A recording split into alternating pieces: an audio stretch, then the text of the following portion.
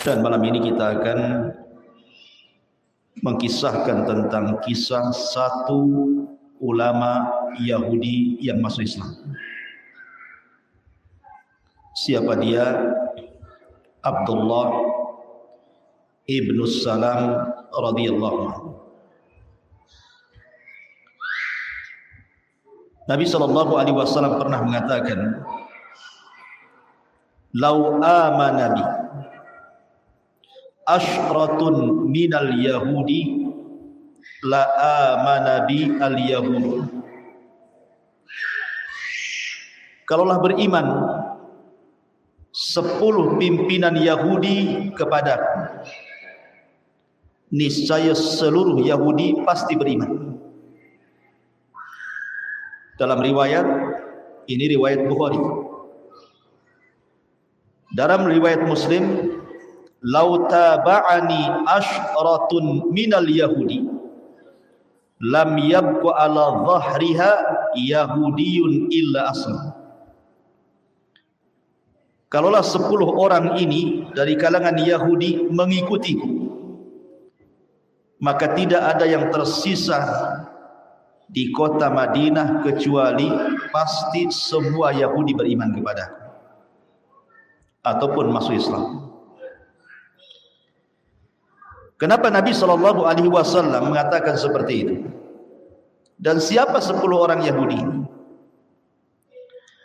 Kita tahu bahwa di kota Madinah ini yang dulunya disebut Yathrib, tersebar kabilah-kabilah Yahudi sebanyak 10 kabilah. Dan yang paling besar adalah 3 kabilah yang berada di dalam kota Madinah, yang tergabung dalam piagam Madinah. Di sana ada Bani Qunaiqah yang paling besar, kemudian di bawahnya Bani Quraidah, dan di bawahnya Bani Nadir. Kalau seandainya 10 kabilah Yahudi ini pemimpinnya semua masuk Islam, niscaya tidak ada di kota Madinah, Yathrib dan sekitarnya kecuali Yahudi pasti beriman. Tapi sayang, rupanya tidak banyak orang Yahudi yang masuk Islam di zaman itu. Padahal secara keimanan, ikhwan, orang Yahudi beriman kepada adanya Nabi atau kedatangan Nabi itu jauh lebih besar dibandingkan orang-orang musyrik yang ada di kota Mekah, atau bahkan dibandingkan keluarga Nabi sendiri. Karena orang-orang musyrik Mekah atau keluarga Nabi yang musyrik, mereka tidak ada maklumat tentang munculnya seorang Nabi. Lain dengan orang-orang Yahudi, mereka ada maklumat bahwa akan muncul seorang Nabi. Sampai-sampai Al-Quran membahasakan ya'rifunahu kama ya'rifuna abna'ahu. Mereka orang-orang Yahudi itu mengenal akan kelahiran sosok Nabi di akhir zaman itu, jauh lebih mengenal sifat-sifatnya dibandingkan anak-anak mereka sendiri. Karena setiap hari dibaca dan setiap hari dihafal. Ma'asyiral muslimin yang dimuliakan Allah Subhanahu wa taala, jadi harusnya sebenarnya bekal keimanan Yahudi tentang akan munculnya Nabi akhiruz zaman dengan sifat-sifat yang jelas ada dalam kitab mereka, harusnya mereka orang yang pertama beriman kepada Rasul dibandingkan orang-orang Khazraj dan Aus yang notabene orang musyrik, tidak punya maklumat soal kenabian. Tapi Allah Subhanahu wa taala memberikan hidayah kepada yang dikehendakinya, bukan hidayah itu diberikan kepada orang sekehendaknya. Hidayah itu milik Allah. Orang yang punya maklumat justru paling keras permusuhannya, orang yang tidak punya maklumat justru pula yang paling taat kepada Rasulullah. Subhanallah. Ma'asyiral muslimin yang dimuliakan Allah Subhanahu wa taala, di dalam Al-Quranul Karim Allah Subhanahu wa taala berfirman bagaimana permusuhan Yahudi itu luar biasa keras kepada orang-orang yang beriman.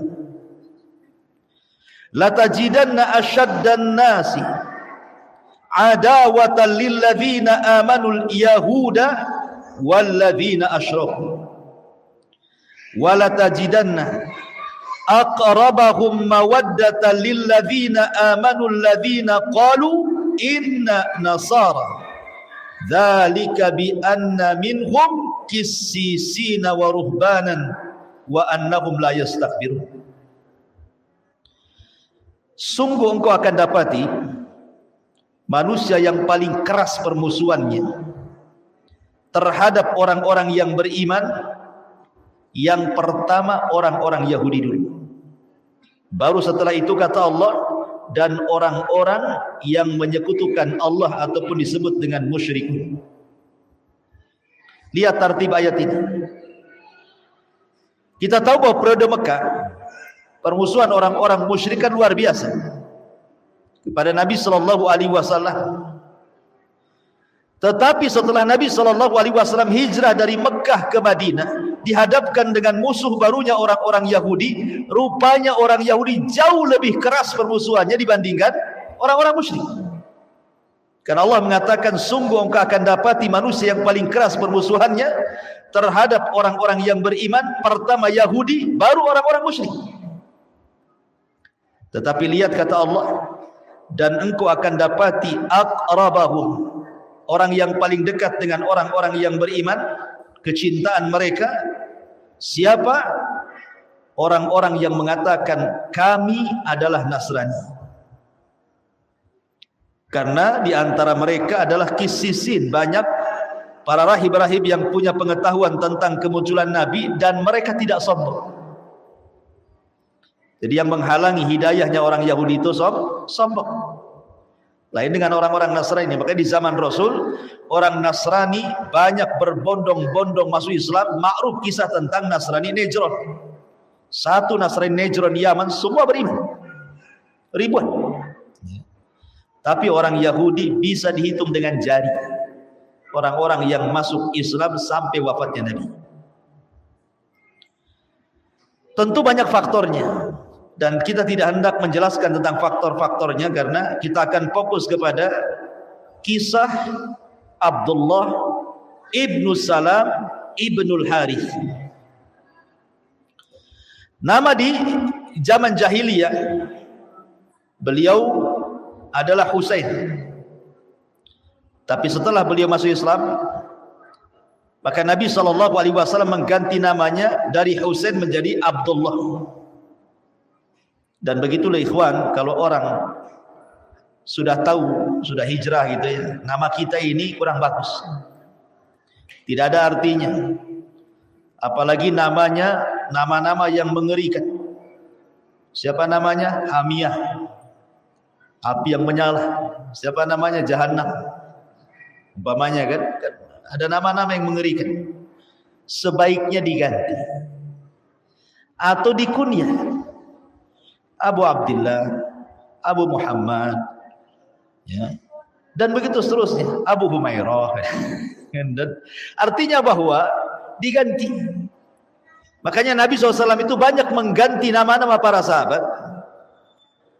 Apalagi nama-nama itu terkandung kesyirikan, seperti Abu Hurairah. Nama di zaman jahiliyah siapa? Abdus Syamsi, hamba matahari.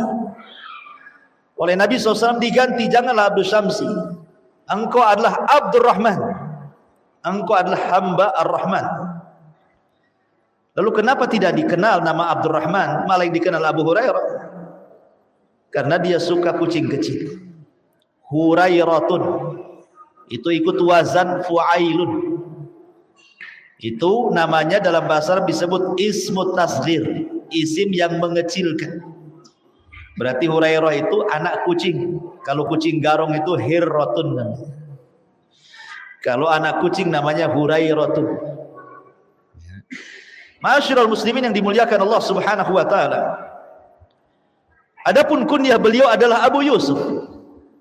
Kenapa? Dari dzurriyyah Nabi Yusuf alaihi salatu wassalam, dari Bani Israil. Imam Zahabi rahimahullahu taala ketika menyebutkan biografi beliau dalam kitabnya Syiar A'lamin Nubala, beliau mengatakan ketika menjelaskan siapa Abdullah ibn Salam itu, al-imamu al-habru al-mashhudu lahu bil jannati haliful ansar min khawasi ashabin Nabi sallallahu alaihi wasallam. Dia adalah seorang imam. Dia adalah seorang ulama Yahudi dan dia disaksikan dengan surga. Dan dia adalah pembesarnya Ansar dan termasuk orang dekatnya Nabi sallallahu alaihi wasallam. Ketika Nabi sallallahu alaihi wasallam hijrah dari Mekah ke Madinah, baru saja sampai di kota Madinah, orang-orang Khazraj dan Aus itu kan sudah banyak bercerita akan kedatangan Nabi, dan itu sampai di telinga orang-orang Yahudi. Banyak penasaran orang Yahudi itu, apakah betul dia Nabi ataukah bukan? Apa hanya ngaku-ngaku Nabi padahal bukan? Lah, ketika itu kebetulan Abdullah ibn Salam sedang manjat di atas pohon kurma dan sedang memanen kurmanya untuk dibawa ke keluarganya. Dari kejauhan dia melihat Nabi sallallahu alaihi wasallam. Dia pun bertakbir, Allahu Akbar. Kemudian pamannya kaget, kenapa Abdullah ibn Salam bertakbir? Ada apa kau bertakbir wahai Abdullah ibn Salam? Maka dia mengatakan, sungguh seorang Nabi telah datang. Kemudian pamannya mengatakan, sungguh kalau seandainya Nabi Musa muncul hari ini, aku pun akan bertakbir seperti takbirmu. Tapi Abdullah ibn Salam mengatakan, demi Allah, sesungguhnya orang itu yang akan datang, dia adalah saudaranya Nabi Musa, sama-sama Nabi gitu. Akhirnya suatu hari dia menemui Nabi SAW, ingin ngetes Nabi dulu. Biasa orang kalau masih penasaran kan dites dulu, betulkah Nabi, betulkah tidak gitu. Datanglah kemudian Abdullah ibn Salam ini menghadap Nabi SAW, kemudian bertanya soalan-soalan yang menurut dia soalan-soalan ini tidak ada yang mampu menjawab kecuali seorang Nabi. Kemudian mulailah bertanya Abdullah ibn Salam ini kepada Nabi SAW. Pertanyaan pertama, ma awwalu asyrati as-sa'ati? Apa yang pertama kali yang akan muncul dari tanda-tanda kiamat besar sebelum kehancuran alam semesta? Kemudian yang kedua, pertanyaan yang kedua, wa ma awwalu ma ya'kulu ahlul jannah? Apa yang pertama kali dimakan penduduk sorga ketika awal penduduk sorga masuk sorga? Kemudian yang ketiga, min aina yushbihul walad abahu wa ummahu? Kok bisa anak itu ketika lahir ada yang menyerupai bapaknya ataupun menyerupai ibunya? Kok bisa? Bagaimana caranya? Kalau menyerupai tetangganya waspadai itu. Kalau menyerupai bapak ibunya ya wajar dia ada. Jadi ini 3 soalan yang ditanyakan Abdullah ibn Salam kepada Nabi SAW. Persis seperti Herakli, Raja Romawi, ketika dia bermimpi. Dalam mimpinya bahwa akan ada orang-orang yang akan menggulingkan kekuasaannya. Cirinya orang-orang itu disunat, dikhitan. Kemudian dikumpulkan tuh penasihat spiritualnya itu, dukun-dukunnya. Kemudian tersebarlah kabar bahwa di Syam itu orang-orang yang disunat adalah orang-orang Yahudi. Kan Herakli kan Nasrani, kerajaan Syam. Kemudian para pembesarnya mengatakan, kalau engkau mau wahai Herakli, wahai rajaku, kita bantai saja orang-orang Yahudi. Kalau engkau takut mereka akan menggulingkan kekuasaanmu karena mimpi. Rupanya setelah itu Abi Sufyan dari Mekah kan dengan rombongannya sedang berniaga di Syam. Ketahuan bahwa orang-orang ini pun disunat. Akhirnya kemudian ditangkap, dihadapkan kepada Herakli. Kemudian ditanya soal sifat-sifat Nabi yang muncul di Mekah itu. Rupanya persis seperti yang yang dia baca, karena Herakli punya pengetahuan. Sehingga ketika datang surat kepada Herakli ngetes dulu dengan 10 soalan. Rupanya setelah 10 soalan itu mencocoki bahwa dia seorang nabi kepada Abi Sufyan ini, sebenarnya Herakli itu ingin masuk Islam. Sampai dia mengatakan, kalau aku bukan raja, aku akan mendatangi dia, aku akan cucikan sandalnya gitu. Kucium tuh kakinya. Setelah kemudian dia ngomong dengan para pembesarnya marah. Karena dia takut kursinya hilang, tak jadi, tidak, aku bergurau saja gitu. Herakli akhirnya enggak masuk Islam. Ya. Lah apapun yang terjadi, orang-orang ini mengetes dulu. Seperti di sini Abdullah ibn Salam mengetes dulu kan. Sebelum masuk Islam dites dulu. Maka Nabi SAW mulai menjawab satu persatu. Adapun yang pertama kali dari tanda-tanda kiamat besar sebelum kehancuran alam semesta, kata Nabi SAW, adalah nar, api yang akan menggiring manusia ke padang mahsyar, maksudnya syah. Dalam riwayat, api yang keluar dari perut Adan Yaman sana, kemudian bergabung dengan api Hijaz, menggiring manusia sampai ke syah. Disitulah kemudian dikiamatkan. Kemudian yang kedua, adapun makanan yang pertama kali dimakan penduduk surga, kata Nabi SAW, kabidil hut, kit'atu kabidil hut, hatinya ikan paus. Ya tentu paus surga beda dengan paus dunia. Kemiripan surga dengan dunia itu hanya di nama saja, kata Abdullah bin Abbas. Hakikatnya berbeda. Di surga ada paus, di dunia ada paus. Pausnya surga beda. Di dunia ada pisang, di surga ada pisang. Pisangnya pun beda. Nama aja yang sama. Adapun kenapa kemudian min aina yushbihul walad abahu wa ummah? Bagaimana bisa anak itu serupa dengan bapak atau ibunya? Maka kemudian kata Rasulullah, fa idza sabaqa ma'ur rajuli naza ilaihil walad wa idza sabaqa ma'ul mar'ati naza ilaiha alwalad.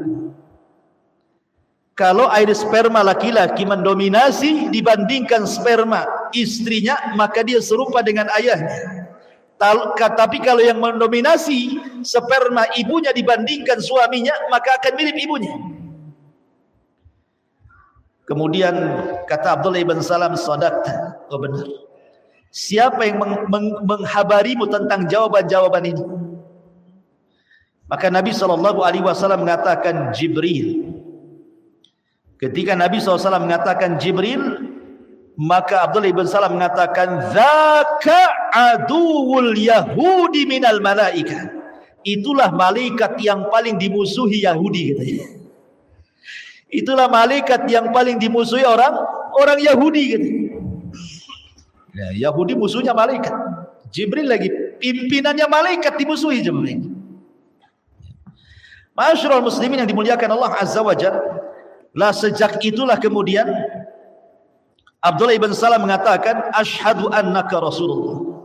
Kalau begitu saya bersaksi engkau adalah utusan Allah. Asyhadu an la ilaha illallah wa asyhadu annaka Rasulullah. Masuk Islam dia. Kemudian dia mengatakan, ya Rasulullah, innal yahud qaumun buht. Orang Yahudi itu kaum yang sangat licik,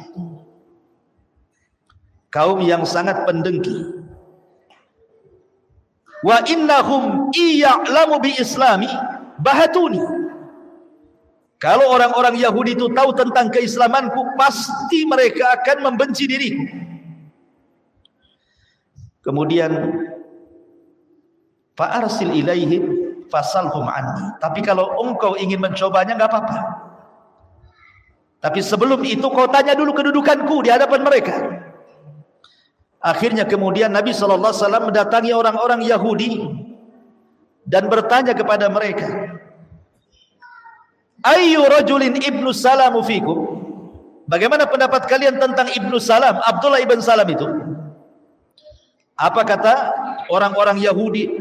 Habruna wabnu habrina wa alimuna wa ibnu alimina wa khairuna wa ibnu khairina. Dia adalah ulama kami, anak dari ulama kami. Dia orang yang paling cerdas di antara kami, anak orang yang paling cerdas di antara kami. Dia orang yang baik di antara kami, anak orang terbaik di antara kami. Wah, dipuji habis. Ya, karena Abdullah ibn Salam itu ulamanya mereka. Kalau ada apa-apa mereka datang kepada Abdullah bin Salam bertanya. Jadi dipuji habis. Kata Nabi SAW mengatakan, ara'aitum in aslam. Bagaimana kalau seandainya dia masuk Islam? Maka orang-orang Yahudi mengatakan, a'adzahullahu min dzalik. Mustahil. Kami berlindung kepada Allah kalau dia masuk Islam. 3 kali Rasul mengatakan, ara'aitum in aslam. Bagaimana kalau dia masuk Islam? Mustahil. Kami berlindung kepada Allah kalau dia masuk Islam. Fa kharaja Abdullah ibn Salam. Tiba-tiba Abdullah ibn Salam keluar dari persembunyiannya. Kemudian mengatakan, asyhadu an la ilaha illallah wa asyhadu anna Muhammadar Rasulullah. Tiba-tiba mereka berteriak, syarruna wa ibnu syarrina wa jahiluna wa ibnu jahilina. Abdullah ibn Salam orang yang paling buruk di antara kami, anak orang yang paling buruk di antara kami, orang yang paling jahil di antara kami, anak orang yang paling jahil di antara kami. Subhanallah, Yahudi teman. Awalnya muji baik-baik kan itu.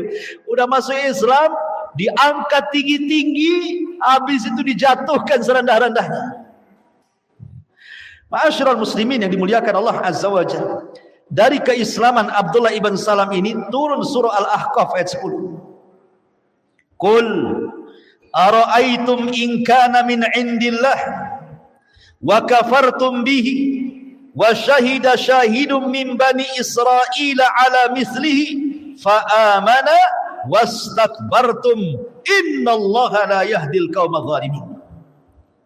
Katakan ya Muhammad, terangkanlah kepadaku bagaimana pendapatmu jika sebenarnya Al-Quran ini datang dari Allah dan kamu mengingkarinya, padahal ada seorang saksi dari Bani Israel, maksudnya Abdullah ibn Salam, yang mengakui kebenarannya yang serupa dengan apa yang ada dalam Al-Quran, lalu dia beriman.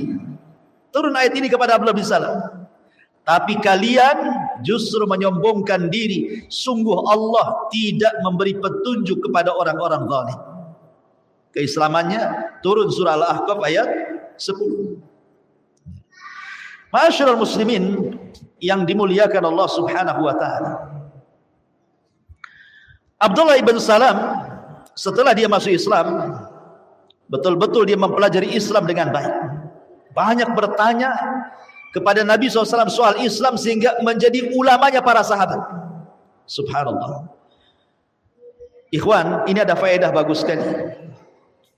Di mana Abdullah ibn Salam itu mengajarkan keberanian yang jauh lebih berani dibandingkan orang-orang yang bertempur di medan perang walaupun meregang nyawa.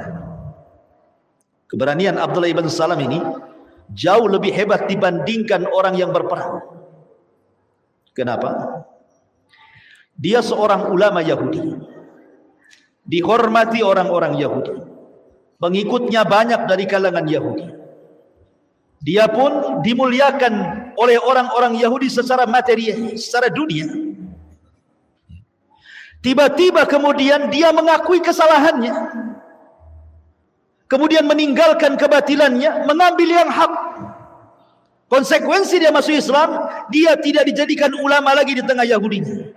Pengikutnya akan membencinya. Sudah tidak ada lagi sumbangan yang datang kepadanya.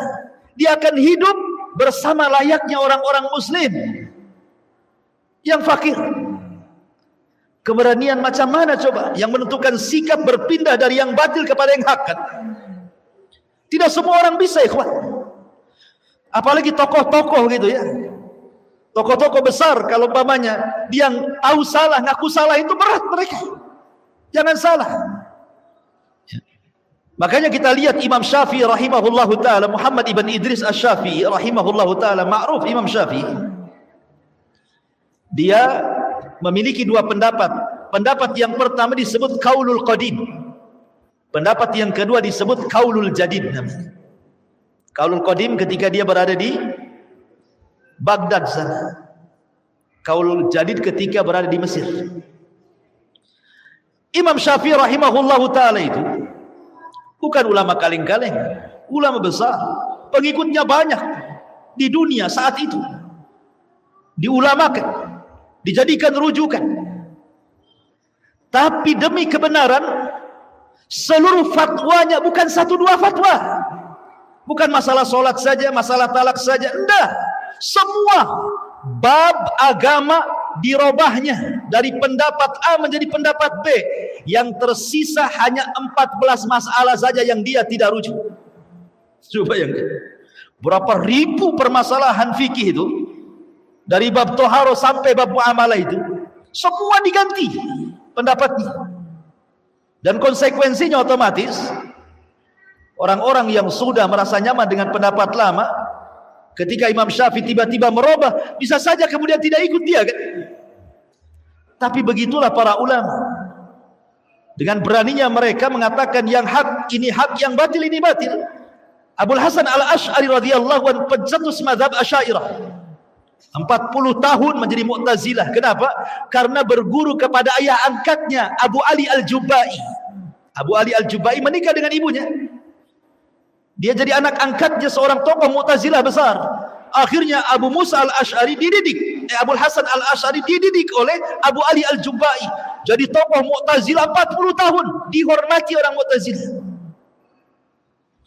Setelah dia berjumpa dengan ulama-ulama ahli sunnah, berjumpa dengan Al-Imam Al-Barbahari, ma'ruf pengarang kitab Syarhus Sunnah, dan ulama-ulama ahli sunnah yang lainnya yang bermazhab kepada mazhab Hambali, akhirnya taraja, dihilangkan itu pendapat Mu'tazilahnya, kembali kepada ahli sunnah.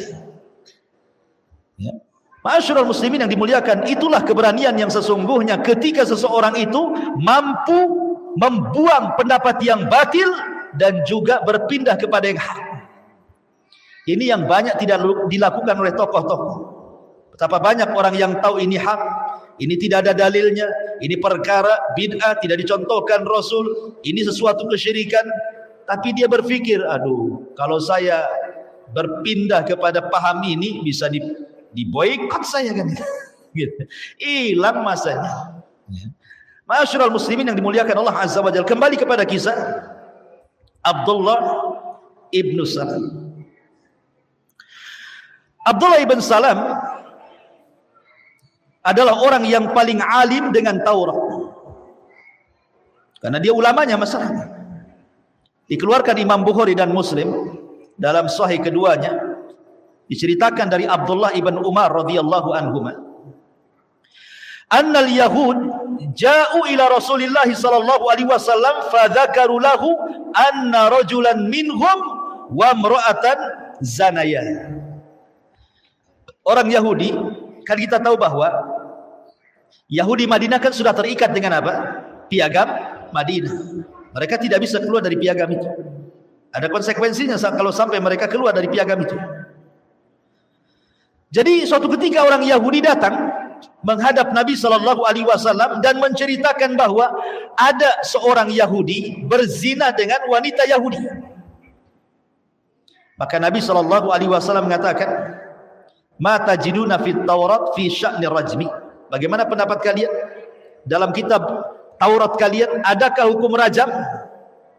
Kalau dalam Islam rajam wanita dan laki-laki karena sudah menikah. Bagaimana dalam Taurat ada hukum rajam? Kalau ada rajam saja. Berarti hukum Taurat sama dengan hukum Islam. Waqalu, dia mengatakan, kalau dalam Taurat kami nufadhihuhum wa yujladun, tidak ada ayat rajam dalam Taurat kami. Yang ada kami permalukan dia, habis itu kami cambuk dia. Enggak ada rajam dalam Taurat itu.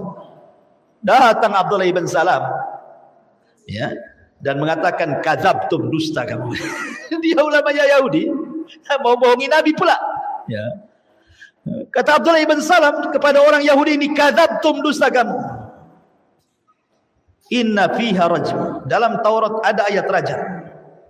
Fa'tu bit Taurat, datangkan Taurat. Kemudian didatangkan Taurat. Saya contohkan ya, didatangkan Taurat. Jadi pas dibaca, pas ada kalimat rajam ditutup sama jempolnya begini. Dibaca dia. Kalimat rajamnya ditutup sama jempolnya sama dia. Apa gak kurang ajar tuh? Habis itu dibaca. Abdullah ibn Salam orang alim, tahu dengan Taurat. Apa kata Abdullah ibn Salam? Irfa yadak, angkat tanganmu, angkat. Jangan kau tutupi, angkat jempolmu tuh kali. Subhanallah, bayangkan. Angkat jempolmu, angkat tangan. Farafa ayadahu, fa idza fiha ayatul rajm. Ketika dia mengangkat tangannya, rupanya ada ayat tentang rajam di situ. Kurang ajar enggak sejauh itu? Ya. Ma'asyiral muslimin yang dimuliakan Allah Azza wa Jalla, faqalu, maka mereka pun mengakui Nabi, sadaqa ya Muhammad. Engkau benar wahai Muhammad, fiha ayatul rajm. Ya, ada ayat rajam. Maka Nabi SAW perintahkan untuk dirajam wanita itu. Ya. Ma'asyiral muslimin yang dimuliakan Allah Subhanahu wa taala, begitulah orang Yahudi menyembunyikan ilmu. Itulah orang Yahudi suka menyembunyikan ilmu. Mereka tahu kebenaran tapi berusaha menutupinya. Ma'asyiral muslimin yang dimuliakan, adapun wara' dan zuhudnya serta karam dan tawadhu'nya juga luar biasa. Dikisahkan oleh Muhammad ibn Al-Qasim rahimahullahu taala. Jadi suatu ketika Abdullah ibn Handalah, anak daripada Handalah ghasilul malaika, anna Abdullah ibn Salam marra fi suq alaihi huzmatun min hatabin. Jadi suatu ketika dia melihat ada Abdullah ibn Salam di pasar sedang menggotong di pundaknya kayu bakar. Dia nyari kayu bakar, digotong, kemudian dijual. Abdullah ibn Handalah kemudian mengatakan kepada Abdullah ibn Salam, alaysa agnakallah, bukankah Allah sudah memberikan kekayaan kepadamu? Kenapa kau mesti harus cari-cari kayu bakar dari hutan, kau jual pula di sawah kayak orang miskin saja katanya. Kayak orang miskin saja. Apa kata Abdullah ibn Salam? Bala, iya betul. Walakin akan tetapi aradtu an aqma al-kibra. Aku lakukan seperti ini, aku hanya ingin menghilangkan perasaan kibar, perasaan sombong, biar aku gak sombong. Aku ingin meniru orang-orang fakir, biar aku tidak sombong. Makanya ketika kemarin kita cerita Ashabus Sufa kan umumnya fuqara wal masakin. Tapi ada orang-orang kaya ikut tidur di situ. Seperti Ubay ibn Ka'ab, Handalah ghasilul malaika, Al-Haris al-Ansari, itu orang-orang kaya. Tapi kalau tidur sama Ashabus Sufa ketika ditanya, karena saya ingin belajar zuhud, belajar sabar, belajar susah, belajar melarat di situ kan. Kata Abdullah ibn Salam, karena aku ingin menghilangkan perasaan sombongku dalam hatiku. Kenapa demikian? Sami'tun Nabiyya sallallahu alaihi wasallam yaqul, kata Abdullah ibn Salam, karena aku mendengar Rasul bersabda, la yadkhulu al-jannata man kana fi qalbihi mithqalu habbati min khardali min kibrin. Tidak akan masuk surga orang yang dalam hatinya ada sebiji zarah dari kesombongan. Ya. Bagaimana tawadhu'nya Abdullah ibn Salam radhiyallahu anhu. Bahkan dikisahkan oleh Sa'id ibn Abi Burdah dari bapaknya. Kata Sa'id ibn Abi Burdah dari bapaknya bercerita, aku datang ke kota Madinah dan aku berjumpa dengan Abdullah ibn Salam. Ataitul Madinata falakitu Abdullah ibn Salam. Aku datang ke kota Madinah dan berjumpa dengan Abdullah ibn Salam. Faqala, maka dia pun mengatakan, ala taji'u fa'ut'imu sawiqan wa tamran wa tadkhulu fi baiti. Tidakkah kau datang berkunjung kepadaku? Aku akan kasih kau hidangan makan dari sawik dan tamar. Sawik itu roti yang sangat lezat, bubur dari roti yang sangat lezat, dan juga tamar. Dan kau masuk ke dalam rumah. Kemudian dia mengatakan, innaka bi ardir riba biha fahish. Idza kana laka ala rajulin haqqin fa uhdiya ilaika hamlu taban aw hamlu syairin aw hamlu quttin fala ta'khudhu fa innahu riban. Maka Abdullah ibn Salam mengatakan, tentu akan tetapi perlu kau tahu, bahwa engkau hidup maksudnya di kota Madinah, maksud di tengah-tengah orang Yahudi. Engkau hidup di negeri yang banyak ribanya, riba yang sangat-sangat parah. Kalau seandainya datang kepadamu seseorang dan menghadiahkan baik berupa syair ataupun makanan-makanan yang bisa dimakan, maka jangan kau ambil. Jangan-jangan itu adalah bagian daripada riba, katanya. Tidak mau. Aku takut kau ngasih makan riba kepada aku, katanya. Sampai seperti itu Abdullah ibn Salam. Bagaimana zuhudnya, waroknya gitu. Bahkan hirsuhu mahas sahabah ala khair. Bagaimana semangatnya dia bersama para sahabat untuk menegakkan kebaikan. Diriwayatkan dari Abi Salamah, dari Abdullah ibn Salam, dia mengatakan qa'adna nafar min ashabin Nabi sallallahu alaihi wasallam fatadzakarna faqulna law na'lamu ayyal a'mali ahab ila Allah la amilna. Kata Abi Salamah dari Abdullah ibn Salam, dia mengatakan kami duduk bersama beberapa kelompok dari sahabat Nabi sallallahu alaihi wasallam, maka kami pun saling mengingatkan. Dan kami pun mengatakan kalau seandainya kami tahu ada amalan-amalan yang dicintai Allah, pasti kami akan mengamalkannya. Fa anzalallah, maka Allah Subhanahu wa taala turunkan ayat sabbaha lillah ma fis samawati wa ma fil ard wa huwal azizul hakim ya ayyuhalladzina amanu lima taquluna ma la taf'alun. Maka Allah Subhanahu wa taala turunkan ayat Maha suci bagi Allah, apa-apa yang ada di langit dan apa-apa yang ada di bumi, dialah Al-Aziz, maha perkasa lagi maha bijaksana. Wahai orang-orang yang beriman, kenapa kalian mengatakan apa yang kalian tidak kerjakan? Ketika dia mendengar ayat ini, makanya dia mengatakan apapun amalan yang dihabarkan Rasul kepada kami, maka kami berusaha untuk mengamalkannya. Karena khawatir akan masuk pada lima taquluna ma la taf'alun. Begitulah kondisi Abdullah ibn Salam radhiyallahu anhu. Ma'asyiral muslimin yang dimuliakan Allah Subhanahu wa taala, adapun keistimewaannya, keutamaannya disebutkan oleh Ibnu Wahbin. Dia mengatakan, berkata Imam Malik, yakni qa'imatan bil haqq yuridu qawlan wa fi'lan faya'udul kalam ila ayatil mutaqaddimah wal takum minkum ummatan yad'una ilal khair. Maka hendaklah kalian menjadi umat yang menyeru kepada kebaikan. Kata para ulama tafsir bahwa ayat ini turun juga kepada Abdullah ibn Salam. Hendaklah kalian menjadi umat yang menyeru manusia kepada kebaikan. Karena setelah masuk Islam, Abdullah ibn Salam terus mengajak manusia kepada kebaikan. Kemudian juga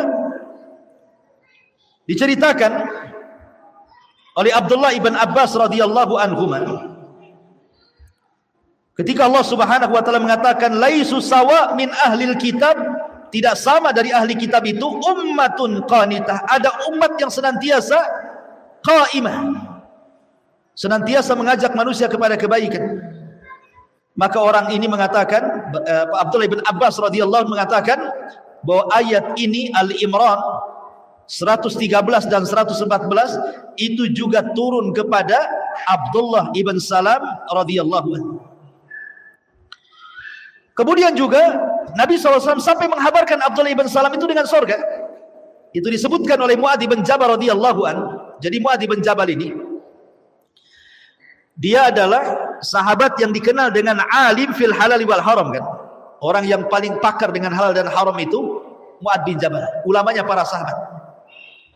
Sayang, Mu'adz bin Jabal meninggal karena terkena penyakit taun amwas. Ketika dia membebaskan Baitul Maqdis, ada satu kota namanya Amwas. Lah Mu'adz bin Jabal terkena wabah taun amwas dan meninggal sebabnya. Setelah Abu Ubaidah Ibnul Jarrah sebelumnya meninggal dengan taun amwas, giliran kemudian Mu'adz bin Jabal.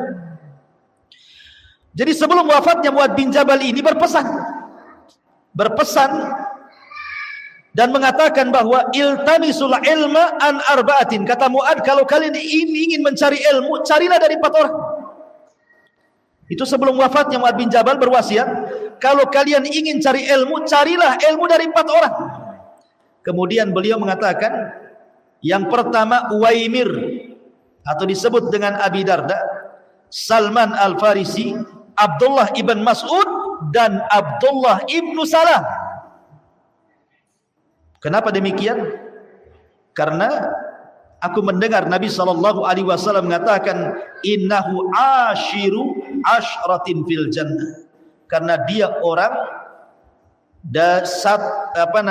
ashiru ashra, artinya orang ke-10 yang dijanjikan oleh Nabi SAW dengan surga. Jadi Mu'ad bin Jabal sangat mengagumi Abdullah ibn Salam, sebab Rasul pun menghabar gembirakan kepada Abdullah ibn Salam dengan surga. Mana lagi manusia yang paling bahagia, ikhwan, yang disebut namanya dan dipastikan masuk surga. Ma'asyiral muslimin yang dimuliakan Allah Subhanahu wa taala, adapun hubungan baik Abdullah ibn Salam dengan para sahabat, suatu ketika Ali radhiyallahu an berada di Irak dan dia menjadi khalifah kaum muslimin, Abdullah ibn Salam menasihati Ali bin Abi Thalib dengan mengatakan, ilzam mimbara Rasulillah, fa in taraktahu la tarahu abada. Wahai Ali, kata Abdullah ibn Salam, menetaplah di mimbar Nabi. Kalau engkau tinggalkan, maka selamanya kau tidak akan melihat mimbar lagi. Ya. Maksudnya mimbar Nabi SAW. Maka Ali memuji beliau dan mengatakan, innahu rajulun salihun minna. Abdullah ibn Salam adalah orang saleh yang ada hidup di sekitar kami, gitu. Dipuji oleh Ali radhiyallahu anhu. Kemudian juga dikatakan oleh Mughirah ibn Abdurrahman, laqiya Salman Al-Farisi Abdullah ibn Salam. Suatu ketika Salman Al-Farisi berjumpa dengan Abdullah ibn Salam, dan dia mengatakan, kalau seandainya engkau mati sebelumku, imitta qabli, kalau kau mati sebelumku, fa akhbirni ma talqa, habarkan kepadaku apa yang kau jumpai. Tetapi kalau seandainya aku mati sebelummu, aku akan habarkan apa yang kau jumpai. Rupanya Salman lebih dahulu mati dibandingkan Abdullah ibn Salam. Ingat, Abdullah ibn Salam ini usianya panjang kan, sampai dia meninggal di kekhilafahan Muawiyah bin Abi Sufyan. Ya, jadi lumayan usianya panjang Abdullah ibn Salam ini. Rupanya Salman lebih dahulu meninggal dibandingkan Abdullah ibn Salam. Maka dia mengatakan, kaifa anta ya Aba Abdillah. Ketika meregang nyawa nih, nyawanya sudah mau keluar, sedang sakaratul maut. Maka Abdullah ibn Salam bertanya, bagaimana kondisinya wahai Aba Abdillah? Maksudnya Salman Al-Farisi itu kunyahnya. Kata Salman, bi khairin. Demi Allah, aku dalam kondisi baik. Begitulah orang yang beriman. Kalau mendekati kematian justru itu sebuah kebaikan. Qala ayyul a'mali wajadta afdal. Sebelum kau mati wahai Salman, aku ingin tanya sama kamu, tolong jawab ya. Amalan apa yang paling afdal menurut kamu? Orang mati ditanya amalan, mau mati itu. Ya. Sebelum kamu mati saya mau tanya, menurutmu amalan yang paling afdal itu apa? Sambil telinganya didengerin tuh. Takut enggak kedengaran? Kata Salman, wajadtu tawakkula syai'an ajiba.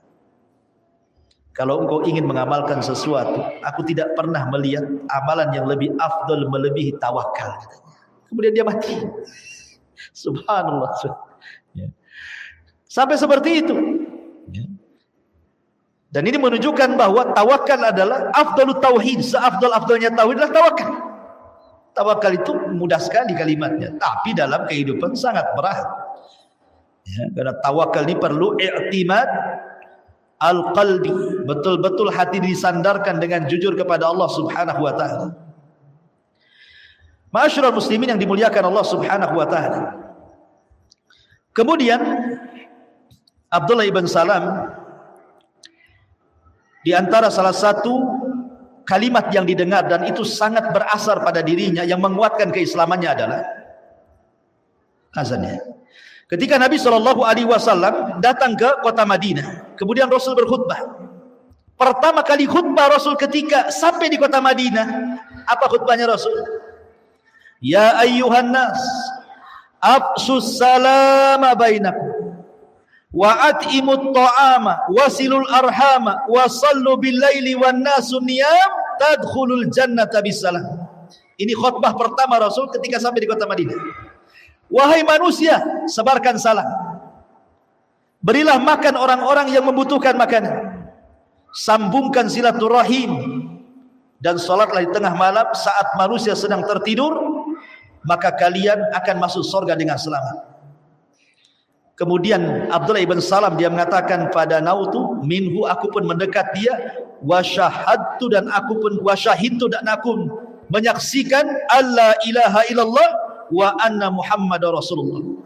Dia pun bersyahadat di hadapan Rasul. Kemudian Rasul iltafat, menengok, mas, muka siapa kamu? Dia mengatakan Al-Husain ibnu Salam. Maka Rasul mengatakan, bal anta Abdullah ibnu Salam. Kau bukan Husain ibnu Salam, tapi engkau adalah Abdullah ibnu Salam.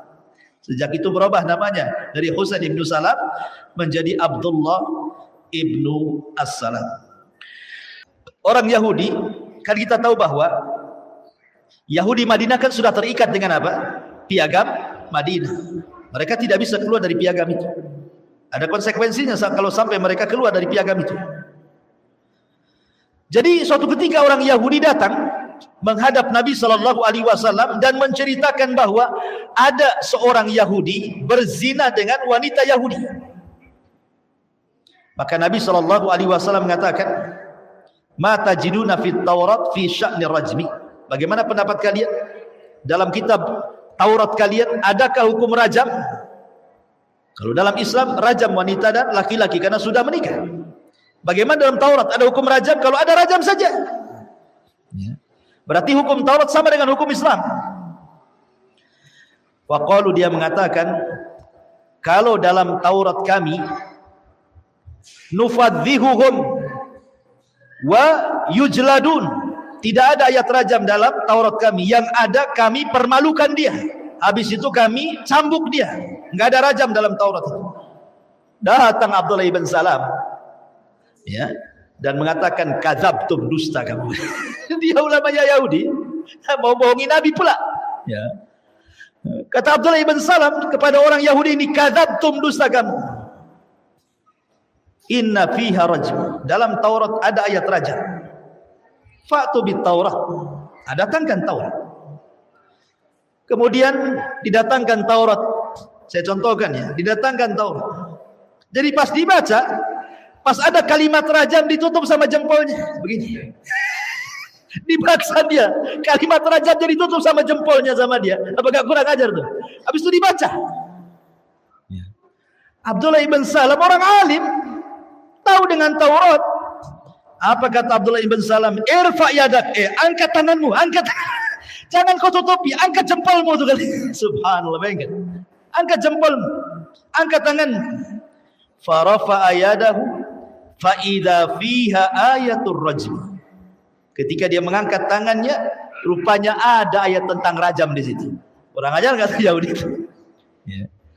Ma'asyiral muslimin yang dimuliakan Allah Azza wa Jalla, faqalu, maka mereka pun mengakui Nabi, sadaqa ya Muhammad, engkau benar wahai Muhammad, fiha ayatul rajm. Ya, ada ayat rajam kan.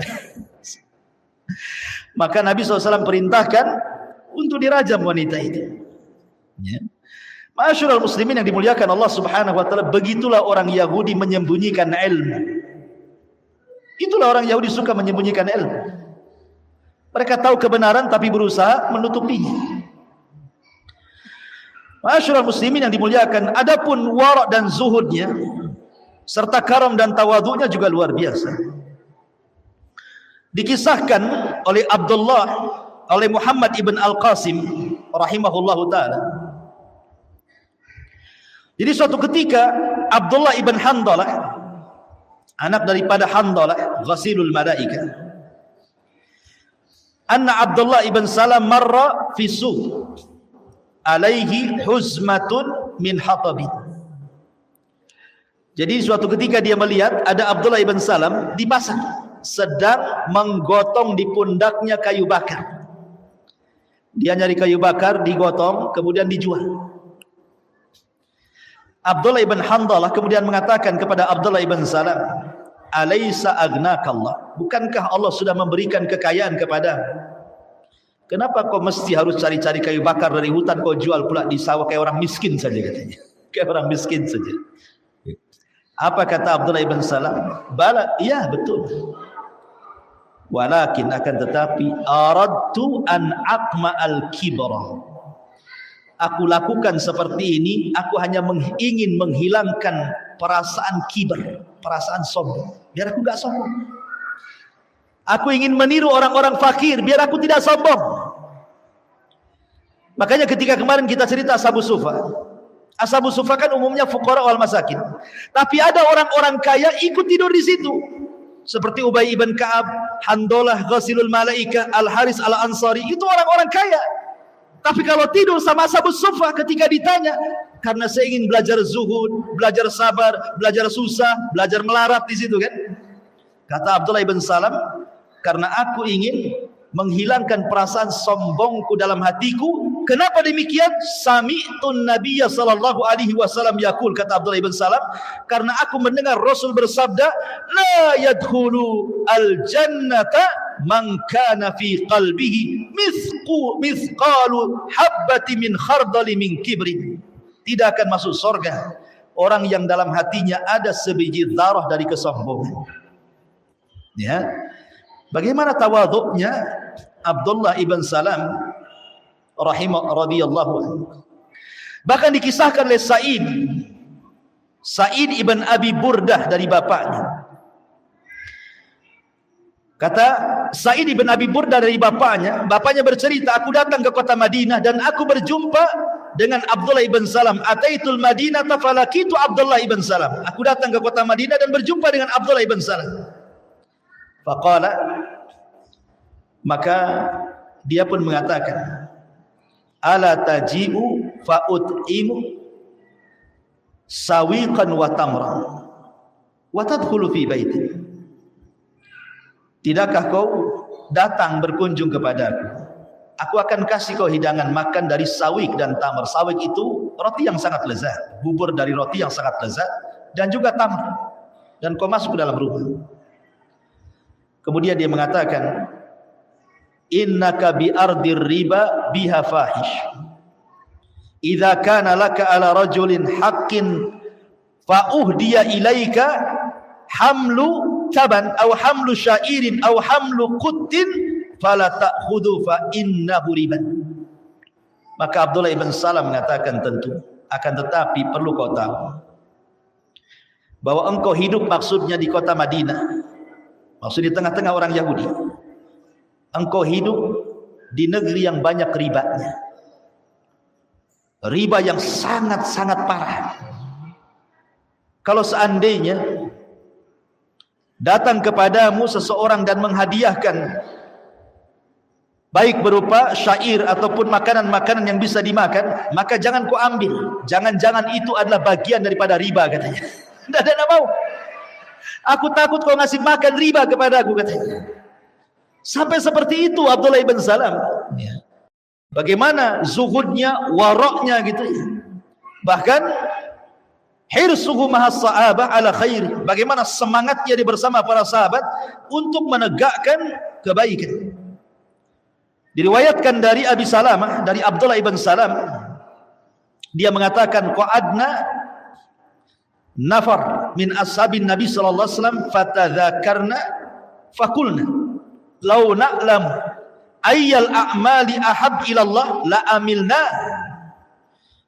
Kata Abi Salamah dari Abdullah ibn Salam, dia mengatakan, kami duduk bersama beberapa kelompok dari sahabat Nabi sallallahu alaihi wasallam, maka kami pun saling mengingatkan dan kami pun mengatakan, kalau seandainya kami tahu ada amalan-amalan yang dicintai Allah, pasti kami akan mengamalkannya.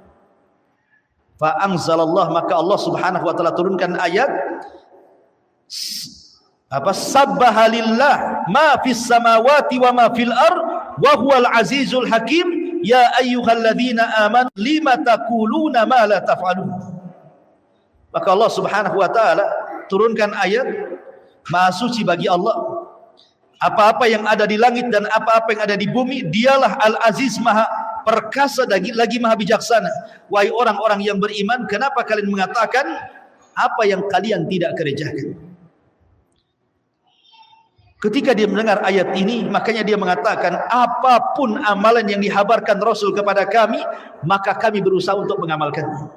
Karena khawatir akan masuk pada lima taquluna ma la taf'alu.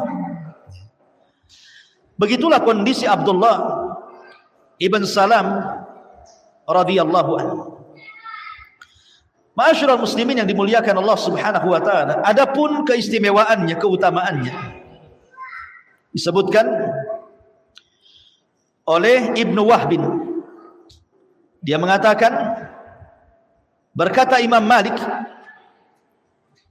yakni qa'imatan bil haqq yuridu qawlan wa fi'lan faya'udul kalam ila ayatil mutaqaddimah wal takum minkum ummatan yad'una ilal khair. Maka hendaklah kalian menjadi umat yang menyeru kepada kebaikan. Kata para ulama tafsir bahwa ayat ini turun juga kepada Abdullah ibn Salam. Hendaklah kalian menjadi umat yang menyeru manusia kepada kebaikan. Karena setelah masuk Islam, Abdullah ibn Salam terus mengajak manusia kepada kebaikan. Kemudian juga diceritakan oleh Abdullah ibn Abbas radhiyallahu anhuma,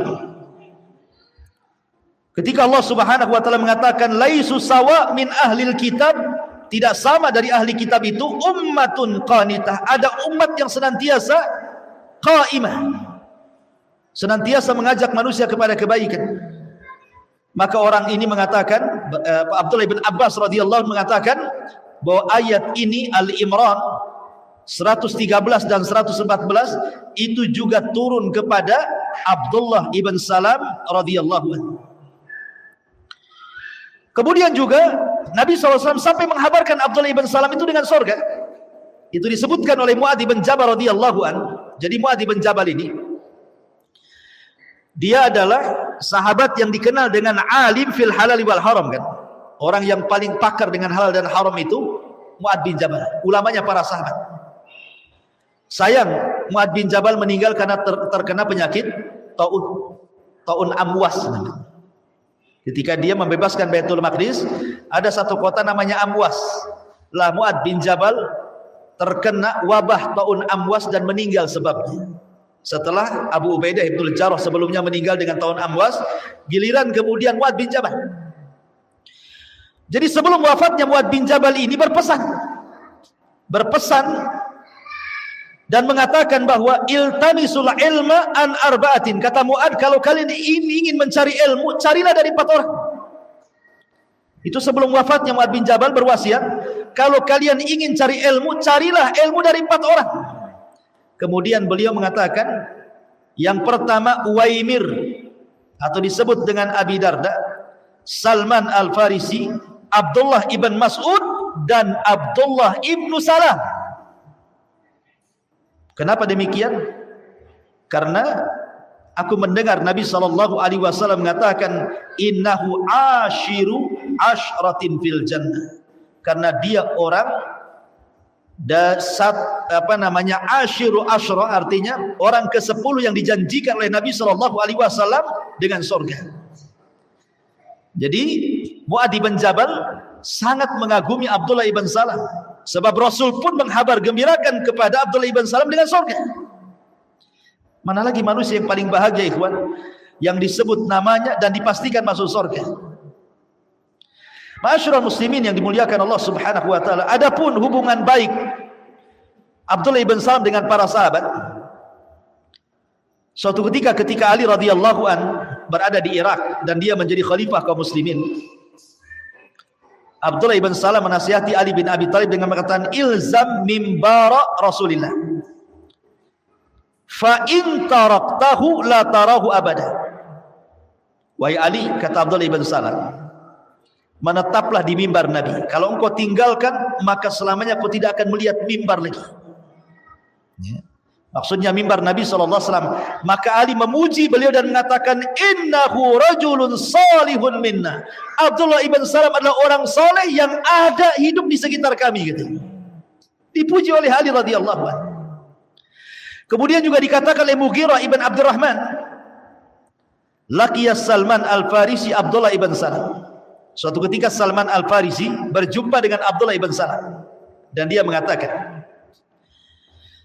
kalau seandainya engkau mati sebelumku, imitta qabli, kalau kau mati sebelumku, fa akhbirni ma talqa, habarkan kepadaku apa yang kau jumpai.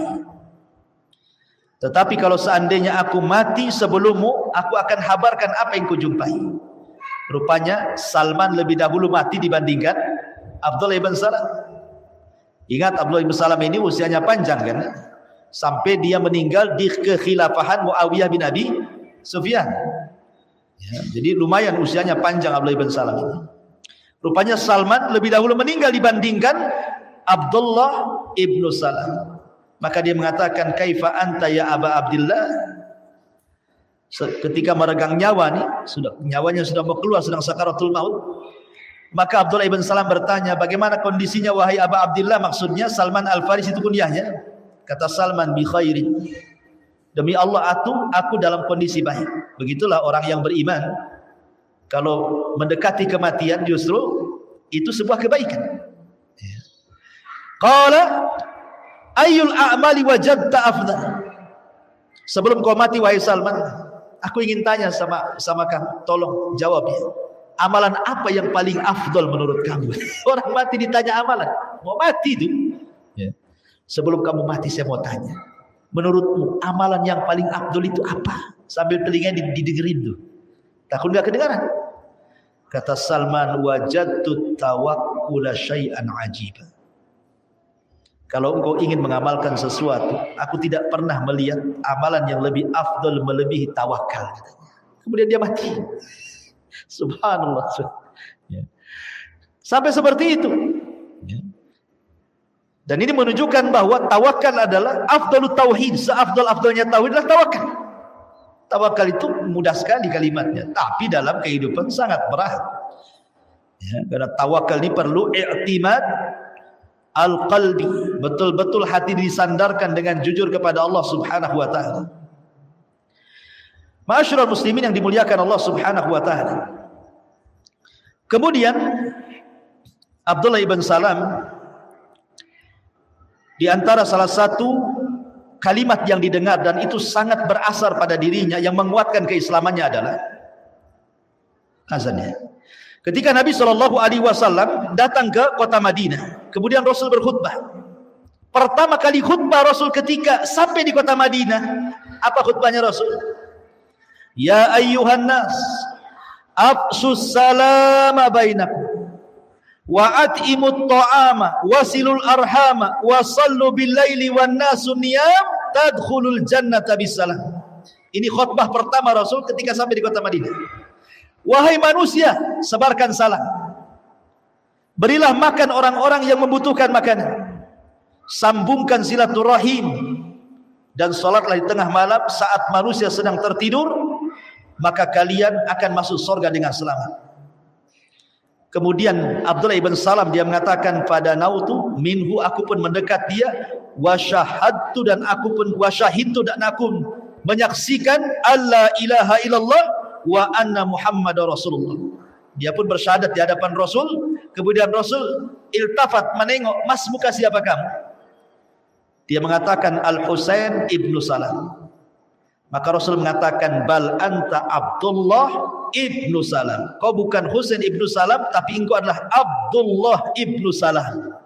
Sejak itu berubah namanya dari Husain ibnu Salam menjadi Abdullah ibnu As-Salam. Ma'asyiral muslimin yang dimuliakan Allah Azza wa Jalla, sampai di sini kisah Abdullah ibn Salam